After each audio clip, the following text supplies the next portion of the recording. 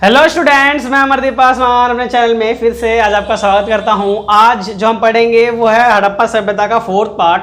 3 part हमने already complete कर लिया है, ठीक है। और पहले पार्ट में हमने जाना कि हड़प्पा सभ्यता की शुरुआत किस प्रकार से हुई। दूसरे पार्ट में हमने ये जाना कि मोहनजोदारो जो है वो किस प्रकार से खोजा गया, ठीक है, दयाराम साहनी के नेतृत्व में। और तीसरे पार्ट में हमने निचले शहर और दुर्ग शहर के बारे में जाना। और आज जो फोर्थ पार्ट है इसमें हम जानेंगे कि जो शिल्प उत्पादन हुआ करता था वो उसका केंद्र कहाँ है, ठीक है। और जितने ही प्रकार के मन के बाट मतलब जितने ही प्रकार के जब वस्तु बनाए जाते थे ना, उनके बारे में आज हम पढ़ने वाले हैं, ठीक है। उत्पादन के बारे, शिल्प उत्पादन के बारे में पढ़ने वाले हैं। तो देखिए, अभी सबसे पहले पॉइंट मैं बताऊं कि आपको मोहनजोदारो के बारे में पता है, क्योंकि कल लास्ट क्लास में मैंने बता दिया है। शुरुआत के 3 पार्ट अगर आपने नहीं देखे तो जाकर के देख लेना, डिस्क्रिप्शन में लिंक दिया हुआ है, क्योंकि वो इंपॉर्टेंट है, ठीक है। स्टार्टिंग से आपको समझाया हुआ है, ओके। तो मोहनजोदारो जो है, मोहनजोदारो ये 125 हेक्टेयर में फैला हुआ है। कितने में? 125 हेक्टेयर। तो इसका तो क्षेत्रफल इतना बड़ा है, किसका? मोहनजोदारो का। और इसी के साथ एक बस्ती बसी हुई है जो कि इससे कहीं ज़्यादा क्या है, छोटी है ना। एक छोटी सी बस्ती बसी हुई है। उस बस्ती का नाम जानोगे क्या है? उस बस्ती का नाम ही एसएससी और सभी कॉम्पिटिटिव एग्जाम में ज़्यादातर पूछे जाते हैं, ठीक है। उस बस्ती का नाम है चंगहुदड़ो। क्या नाम है? चंगहुदड़ो। तो चंगहुदड़ो जो है वो शिल्प उत्पादन का केंद्र है। जो चंगहुदड़ो है वो क्या है? शिल्प उत्पादन का केंद्र है। यहीं पे जितने प्रकार के शिल्प और जो मन के बनाए जाते हैं उनको केंद्र माना जाता है। किसको?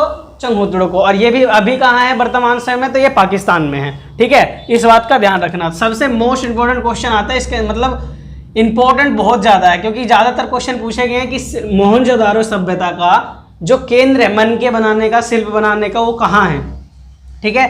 तो देखिए क्या क्या निर्माण करते थे। एक तो निर्माण करते थे ये मन के, ओके, मन के बनाते थे। और शंख बनाते थे। शंख तो जानते ही होगे आप, तो शंख बनाया करते थे। तीसरे बाट बनाया करते थे। बाट जानते हो क्या होता है? बाट उसे कहते हैं, मतलब जो तराजू आपने देखा होगा, ठीक है, इस प्रकार से होते हैं और इधर से ऐसे बना हुआ होता है और नीचे ऐसे प्लेट टांग देते हैं। पहले के ज़माने में, अभी वर्तमान समय में तो किसी और तरीके से है, मतलब किसी भी चीज़ को तोलते हैं किलो के हिसाब से। तो अभी तो मशीन है, नंबर से पता चल जाता है कि हमारे कितने ग्राम है कितने ग्राम नहीं है। लेकिन पहले के ज़माने में बाँट आया करता था, ठीक है। और ये बाँट के हिसाब से इस पे लिखा होता है, मान लो 50 ग्राम या फिर 1 किलो का बाँट है तो 1 केजी लिखा हुआ होता था, है ना।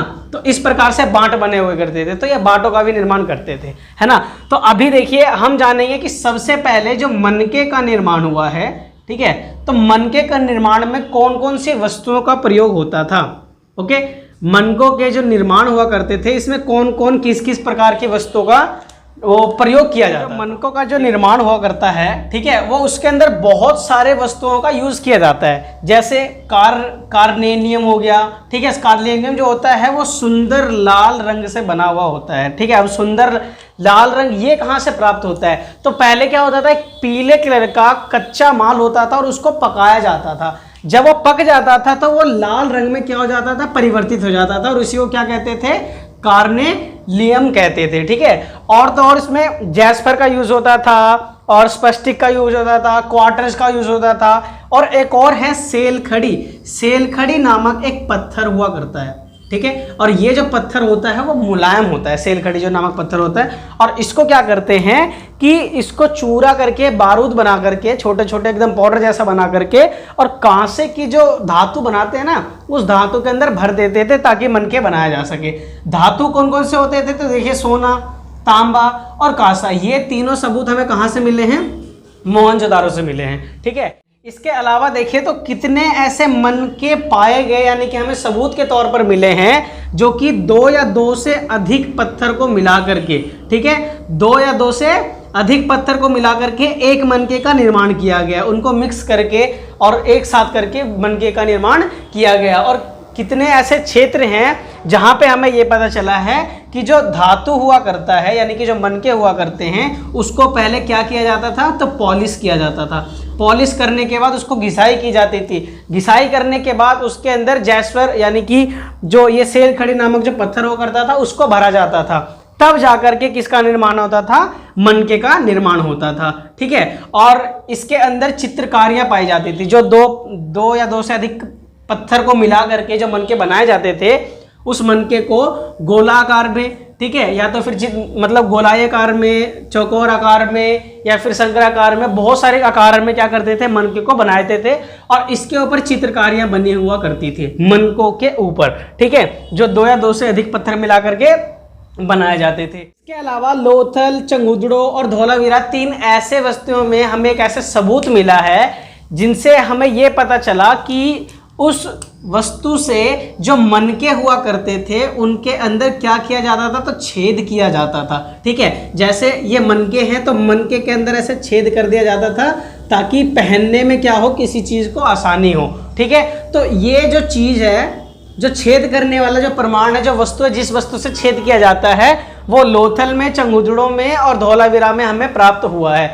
और 2 क्षेत्र तो ऐसे थे जैसे एक नागेश्वर हो गया, ठीक है, और एक बालाकोट हो गया। और ये दोनों के दोनों जो क्षेत्र थे ये समुद्र के किनारे स्थित है। एक तो गुजरात के साइड और दूसरे पाकिस्तान की साइड, एक तो मतलब इंडिया में था और दूसरा पाकिस्तान में वर्तमान समय में। ठीक है, तो उन क्षेत्रों में क्या मिली है, हमें बहुत प्रकार की चूड़ियां मिली है। ठीक है, जो जब हम मतलब खुदाई कर रहे थे, जब हम प्रमाण निकाल रहे थे, हमें मिली हैं चूड़ियाँ, हमें क्या मिले हैं, हमें शंख मिले हैं। ठीक है, और बहुत से प्रमाण मिले हैं जिनसे हमें यह पता चलता है कि जो यहाँ पे मनके और जो वस्तुएं बनाया जाता था उन वस्तुओं को एक क्षेत्र से दूसरे क्षेत्र में जाकर के बेचा करते थे व्यापारिक तौर पे। क्योंकि मैंने आपको बताया था कि मोहनजोदारो के अंदर जो दुर्ग शहर है और निचला शहर है, तो ये क्या करते थे, बाजार मतलब व्यापार करते थे। और साथ ही साथ जब हम मोहनजोदारो यानी कि हड़प्पा सभ्यता की अगर हम पूरे सभ्यता की बात करें तो ये दूसरे सभ्यताओं से जुड़ करके एक दूसरे के साथ क्या करते थे, व्यापार करते थे। ठीक है, तो चलिए अब देखते हैं कि इतिहासकारों द्वारा किस प्रकार से जो शिल्प उत्पादन का जो कार्यस्थल था उसकी जानकारी कैसे मतलब पता कैसे लगाते थे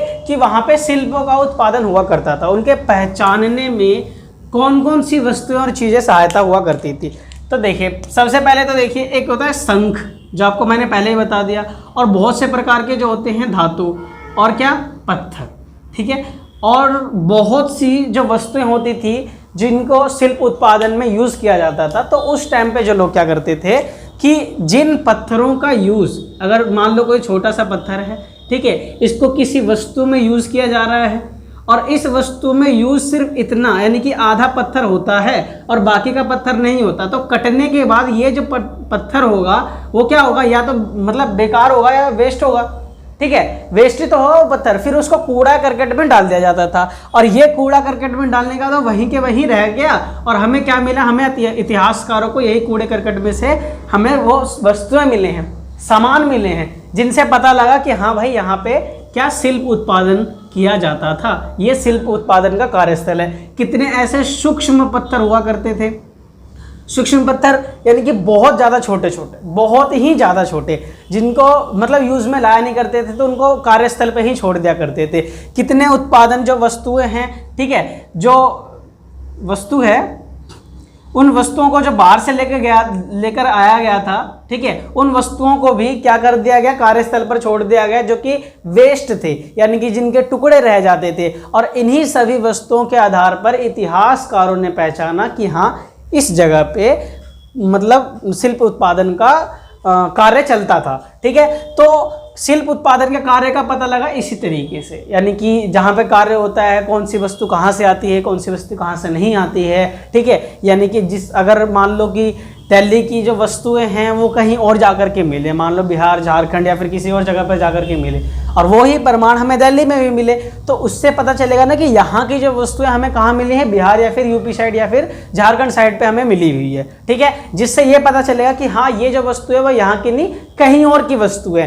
तो इन्हीं आधारों पर इतिहासकारों ने पता लगाया और जाना कि हाँ भाई कि इतिहास का जो शिल्प उत्पादन था वो यहाँ पे वस्तुओं का उत्पादन मतलब शिल्प का उत्पादन करते थे, मनकों का निर्माण किया करते थे। ठीक है, और इनमें से कई कच्चे माल के प्रमाण भी मिले हैं।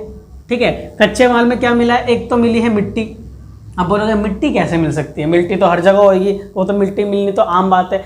लेकिन ये उस मिट्टी की बात नहीं हो रही है, ये वो मिट्टी कह रहा हूँ मैं जिस मिट्टी के द्वारा वो मनके को बनाने में क्या करते थे, प्रयोग किया करते थे। मैं उस मिट्टी की बात कर रहा हूँ। हड़प्पा सभ्यता में वो मिट्टी मिली है जिस मिट्टी के द्वारा वो क्या बनाते थे कि मनके बनाया करते थे। उस मिट्टी का भी क्या मिला है, प्रमाण मिला है ना। और जो चूड़ियाँ बनाया करते थे, उन चूड़ियाँ बनाने के जो वस्तु होते हैं, सामान होते हैं, और चूड़ियाँ के जो कुछ कुछ अवशेष होते हैं, उनको बनाने के लिए जो अवशेष होते हैं उनका भी हमें प्रमाण मिला है, जिनसे ये पता चला कि वहाँ पे मनके और बहुत सारी वस्तुएं जैसे चूड़ियाँ, शंख हो गए, ये सारी चीज़ों का क्या होता था, निर्माण होता था। इवन हमें बहुत सी वस्तुएं कुछ ऐसी मिली है जो वस्तुएं हमारी सभ्यता की नहीं, किसी और सभ्यता से हमने परचेज किया, खरीदा, व्यापार के द्वारा आया गया था। ठीक है, तो इसी के साथ वीडियो खत्म होता है। मिलते हैं वीडियो के नेक्स्ट पार्ट में, तब तक के लिए बाय।